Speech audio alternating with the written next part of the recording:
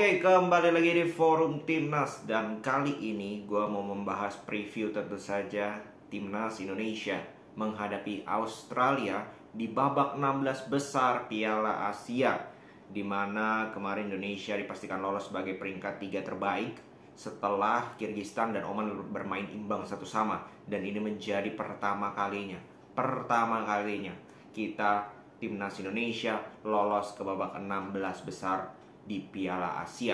Tentu saja sebuah prestasi yang luar biasa, memecahkan sejarah juga.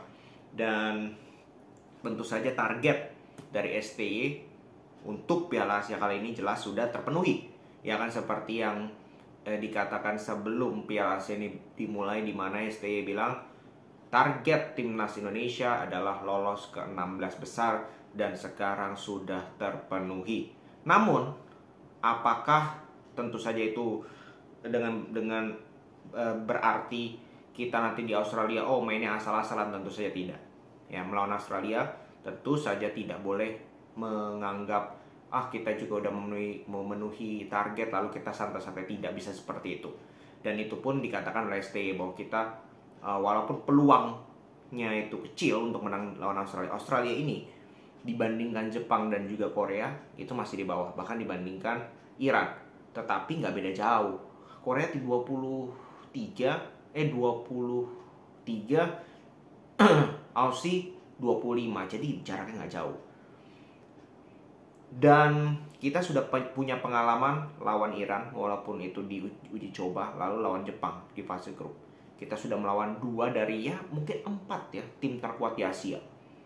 Besok kita akan ketemu tim ketiga yang kita belum ketemu, kan Korsel, ya kan. Dan kita punya peluang kalau misalkan menang lawan Australia, itu punya peluang ketemu Korsel kalau nggak Arab Saudi. Ya, ini benar-benar kita bisa jadi sudah ketemu 4 tim terkuat Asia di periode 2023-2024 ini menjelang Piala Asia. Jadi ini merupakan sebuah hal yang sangat spektakuler untuk timnas kita, tentu saja untuk skuad muda kita 24 tahun rata-rata, untuk mendapatkan pengalaman menghadapi tim-tim terkuat di Asia. Jarang peluang seperti ini bisa didapatkan. Tentu saja menghadapi Australia nanti harus memanfaatkan momentum ini untuk mengambil pelajaran. Untuk menurut gue sih nggak perlu ya kita memberikan pressure bahwa pemain itu harus bagus tampilnya gimana, karena ini lawannya jelas jauh ya levelnya. Cuman bukan berarti kita nggak bisa menang. That's different. Ya, di dalam sepak bola, kembali lagi, di dalam sepak bola anything can happen.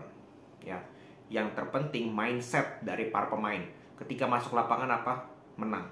Ya, walaupun kita sadar nih level kita jauh, tapi kalau lu masuk ke dalam lapangan, mindset lu untuk imbang maupun kalah, pasti lu kalah. Percaya deh. Mindset itu penting. Ketika mindset kita dari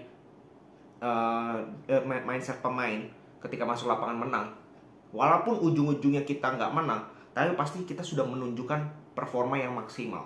Karena kita pengen menang kan tujuannya. Ya nggak, jadi kita maksimal, jadi kita 100%, bahkan 150%. Nah, ketika itu terjadi, gue rasa kita punya peluang untuk menang. Seperti yang dikatakan oleh ST, 70-30. Ini menurut gue fair. Dan gue harap pemain ini bermain lepas aja, nggak usah ada beban. Karena target udah terpenuhi, ya. Jadi nggak usah takut untuk membuat kesalahan. Ini yang penting. Jangan takut untuk membuat kesalahan. Jangan takut untuk mengambil resiko.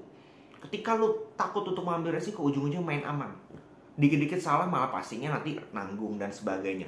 Harus lebih berani mengambil resiko, berani terobos, berani umpan kombinasi, berani kuasai bola, berani pegang, berani penetrasi. Itu yang harus dilakukan. Ya, dan mengingat lawan Australia ini nggak sekuat yang kalian pikir. Serius. Australia sekarang jelas menurun secara kualitas. Ya, dan penting sekali STY sudah bilang pemain-pemainnya itu paling yang bisa bermain itu 15-16 dari 23 kan. Yang di bawah itu 15-16 pemain. Dan kita sudah bisa lihat gambarannya, mungkin yang 1-2 pemain bisa dirotasi. Dan which is good itu. Ya, artinya STY ini nggak mau bereksperimen lagi. Kalau eksperimen di laga-laga krusial seperti ini udah nggak relevan. Kalau di uji coba mungkin masih bisa. Artinya ya mungkin secara struktural starting 11 ini nggak banyak perubahan. Mungkin Hernando tetap di situ. Nah, yang menarik itu 3 center back ini gue pengen lihat apakah Elkan dimainin sejak awal, karena Elkan ini penting lawan Aussie. Aussie itu kan mengandalkan fisik, ya kan. fisiknya tinggi-tinggi semua. Elkan ini cocok lawan Aussie. Terus mungkin ya Jordi Amat sebenarnya suka bikin blunder ya, tapi gue rasa gue tidak melihat ST bakal cadangin dia sih. Kalaupun dia bermain, ya mungkin Elkan, Jordi Amat dengan Sandy Walsh. Di depannya Justin Hubner dengan Ivar Jenner. Lalu di kanan siapa? Asnawi, gue nggak tahu apakah sudah bisa bermain atau tidak. Atau opsi lainnya adalah Rido bermain, Sandy Walsh digeser jadi wingback kayak kemarin lawan Jepang.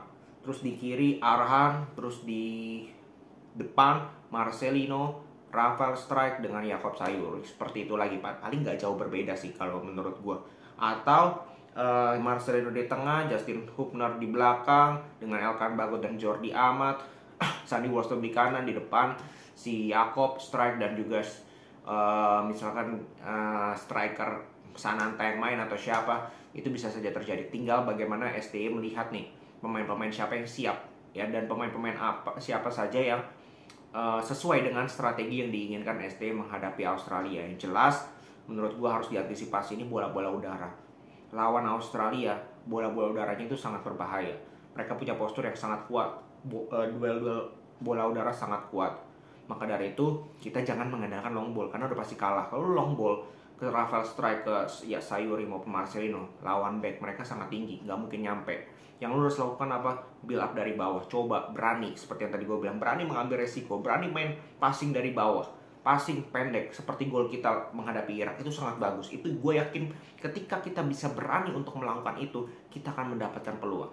Kita akan mendapatkan peluang, dan gue yakin kita akan mendapatkan peluang untuk bisa mencetak gol menghadapi Australia. Kita bisa cetak gol lawan Irak, Vietnam, Jepang. Kenapa kita nggak bisa cetak gol lawan Australia? Ya persoalan menang atau enggak itu belakangan. Yang penting menurut gue pemain kita harus efektif, pemain kita harus bekerja keras, pemain kita harus bermain as a team. Ini sering kali gue bilang, bermain as a team. Jangan membuat blunder fatal kayak Jordi Amat. Itu fatal sekali ya, dan wanti-wanti kan, kita selalu wanti-wanti, jangan, pemain kita jangan buat blunder. Di uji coba udah habis blunder ya, kita harapkan ternyata masih ada satu lagi dari Jordi Amat di lawan Jepang. Semoga lawan Australia itu tidak terulang lagi. Ya kembali lagi, kita sebagai supporter kita harus tetap dukung timnas Indonesia apapun hasilnya.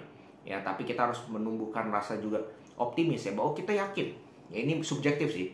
Ya subjektif. Mungkin kelihatan mimpi atau mengangan-angan terlalu berlebihan, tapi kita harus yakin bahwa timnas Indonesia bisa menang menghadapi Australia. Mau caranya 90 menit, mau caranya 120 menit, mau caranya adu penalti, gak ada masalah.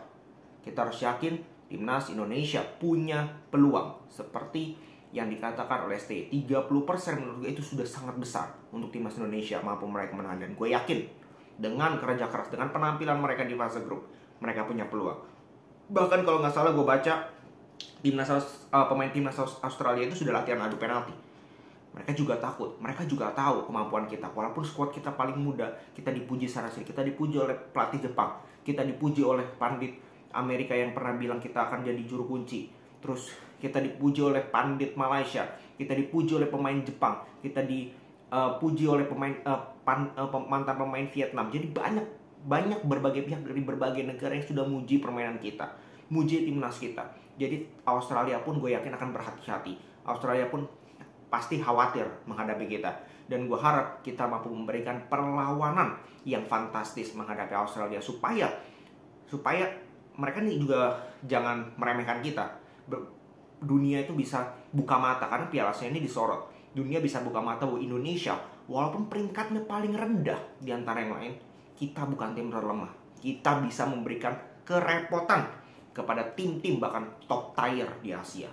Itu gue yakin kita bisa, karena seperti yang dikatakan oleh Coach Justin, kita sudah levelnya Asia, dan gue setuju sekali. Kita sudah level Asia. Salam sepak bola Indonesia.